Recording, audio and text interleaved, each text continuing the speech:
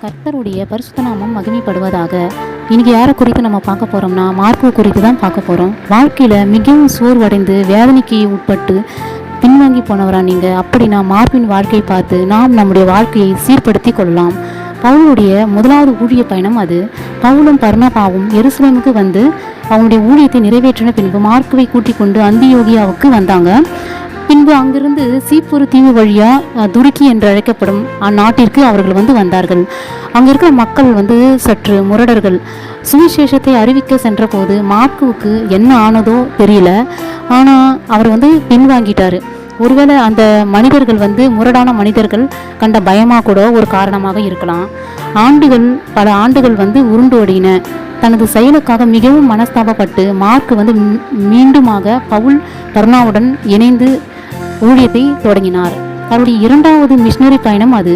பவுல் தன் பயணத்தை துவங்கும் வேளையில் மார்க்குடன் செல்ல விரும்பினார். ஆனால் பவுல் அதற்கு சம்மதிக்கவே மறுத்ததால பர்னாபாவுடன் சேர்ந்து சுவிசேஷத்தை அறிவித்தார்.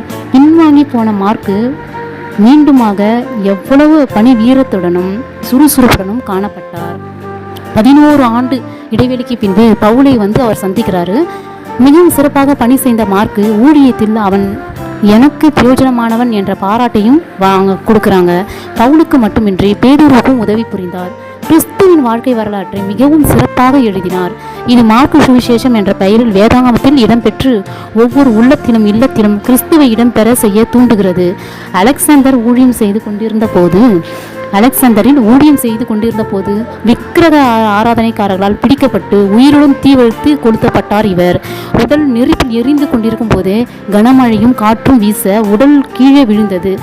உயிர் ஆண்டவருக்குள் இறைப்பாறுதல் அடைந்தது. எனக்கு அன்பான தேவ பிள்ளைகளே, மனதில் எழுச்சி பெற்று வீரமுடன் செயல்பட நாம் நம்மை கிறிஸ்துவுக்கு முழுமையாக அர்ப்பணிப்பீர்களா? வாழ்விலிருந்து வாழ்வுக்கு மனசாட்சி என்னும் சிறு தெய்வம் தேவனால் ஏற்றி வைக்கப்பட்டிருக்குமே, ஆனால் அதை எவரும் முழுவதும் அவிழ்த்து போட முடியாது. குயவனின் கரங்களில் ஆண்டவரே, உம்மை ஏற்றி வைக்கப்பட்ட விளக்காக பிரகாசித்து சுடர் கொடுக்க என்னை அர்ப்பணிக்கிறேன். ஆமென்.